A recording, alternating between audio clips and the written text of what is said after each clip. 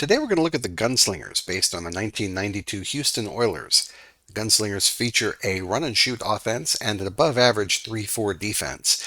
All of their short and medium passes are minimum gains of 1, and they've got a very good pass defense. This team, unfortunately, though, is based on a team that blew a 32-point lead in the playoffs. So as a result, they've got two special rules, one of them positive and one of them very, very negative.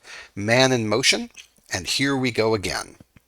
The Gunslingers only feature two formations on offense. Their four wide is considered their balanced formation, and gun trips is considered their pass heavy. Notice there is no run heavy formation for the Gunslingers because they run a run and shoot offense.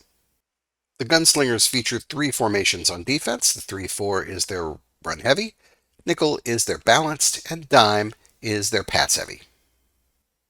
Now let's look at the man in motion rule. Once per drive, they can lock the opponent's defense, which prevents them from audibling, and ask them if they are playing man-to-man or zone. If the defense is playing man-to-man or zone, they have to reveal it. After that, the Gunslingers get to audible.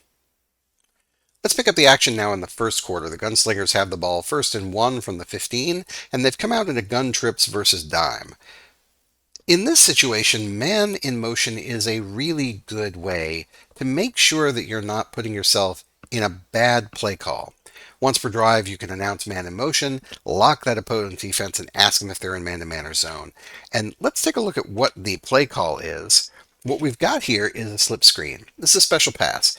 A zone will be a defensive breakaway against this, and so it may actually be in our best interest to use the man in motion to prevent this special pass from being blown up.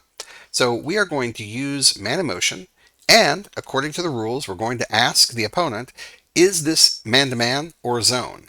And they have to tell us. In this particular instance, they are playing zone.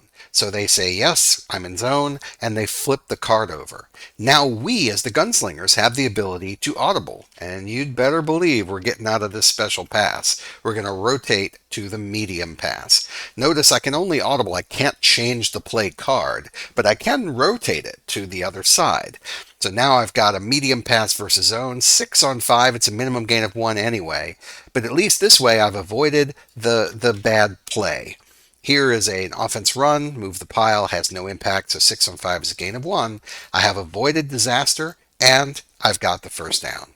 Now, because I've used man in motion this drive, I can only use it once per drive, and so I have to wait until the next drive to remove it and make it available again.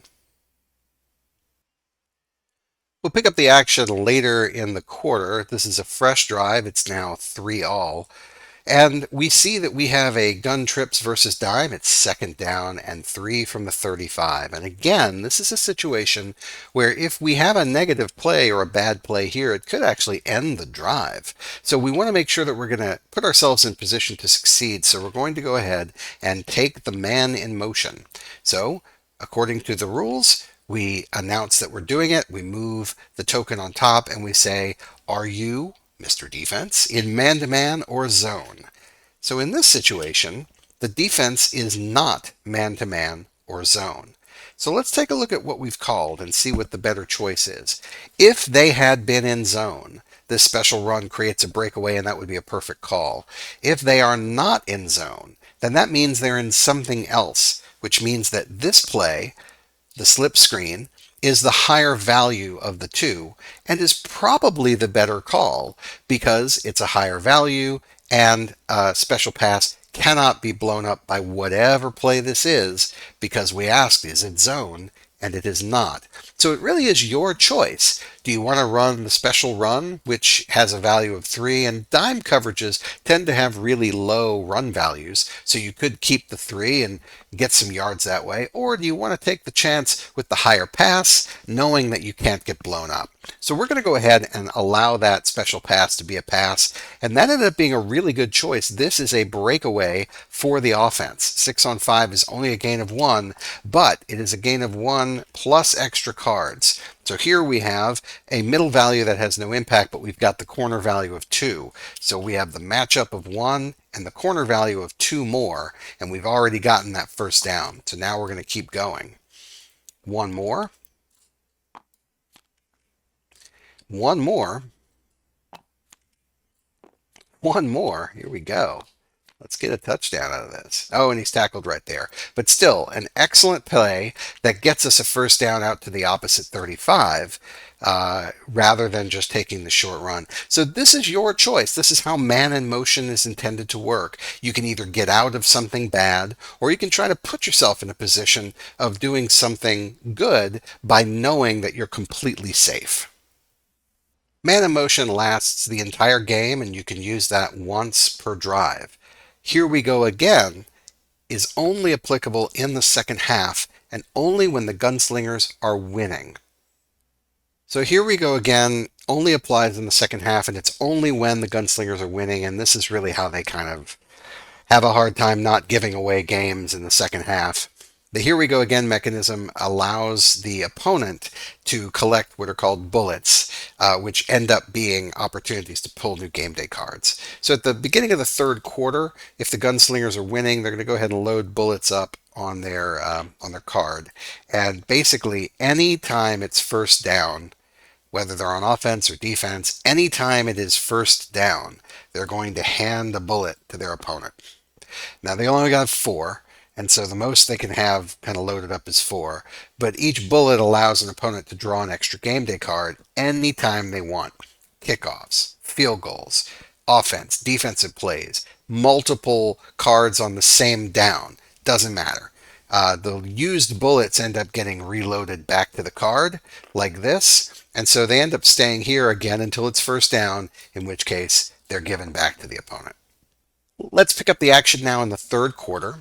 The score is 13-6, so the Gunslingers are winning, and the Fire have just had a great kick return out to the 40-yard line. So it is first down from the 40, first and two. Because it is first down, and because we have Here We Go Again, second half only, and the Gunslingers are winning, the Gunslingers will take a bullet and give it to the Fire. The Fire can now use this bullet to draw a fresh game day card anytime they want. So the Fire come out in shotgun versus nickel. The shotgun play is a short pass, and nickel is a tight run. So this is a 4-on-2. Right now, this is going to be a gain of 2. The game day deck comes out, and it is a tipped ball incomplete. So normally, this would simply be an incompletion. We'd move on to second down. Of course, the Fire could burn a challenge flag, but they have this bullet. So they're going to spend the bullet and draw another game day card. And that is a timing pass. So instead of having an incompletion, they're actually going to gain 2 for the matchup and 1 for the card, and it's complete. Now, you'll notice the down is now first down again. They get that bullet back. Yes.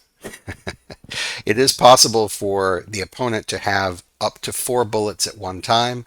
And again, it is possible for the opponent to spend multiple bullets on the same play, just pulling additional game day cards until they find the one that they're satisfied with. Let's fast forward in the action now. The Gunslingers are still up 13-6, but the Fire have driven down to the 10-yard line. They're inside the red zone, and they've got I-form versus 3-4. The call is a wide receiver reverse versus a blitz. So this is 4-on-2. Right now it's a gain of 2. The game day card comes out, and it's an offense pass card that has no impact. So that is a gain of 2 and a touchdown. They'll kick the extra point, and it is good, so the score is now tied at 13. Notice that there are 2 bullets here that the Gunslingers have loaned out to the Fire. Now that the score is tied, what ends up happening is these bullets come back. The opponent does not get to keep them just because they earned them while they were losing. The opponent does not get to keep these bullets. They go back onto the card. Now, in the future, in the second half, if the Gunslingers score again, that will create the condition where they are again winning, and they will have to give out bullets every time it's first down. But whenever the Gunslingers are tied or losing, they do not give out these bullets. The Gunslingers have a running game that has to be surprising in order to be effective. It can really do some damage on their draw plays, some of their outside runs.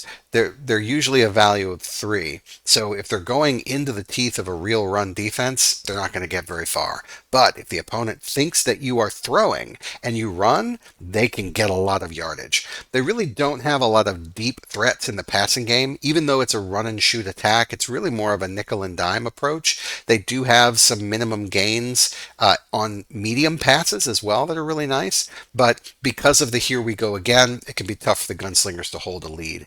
Definitely not impossible, but certainly a challenge and a ton of fun to play in breakaway football.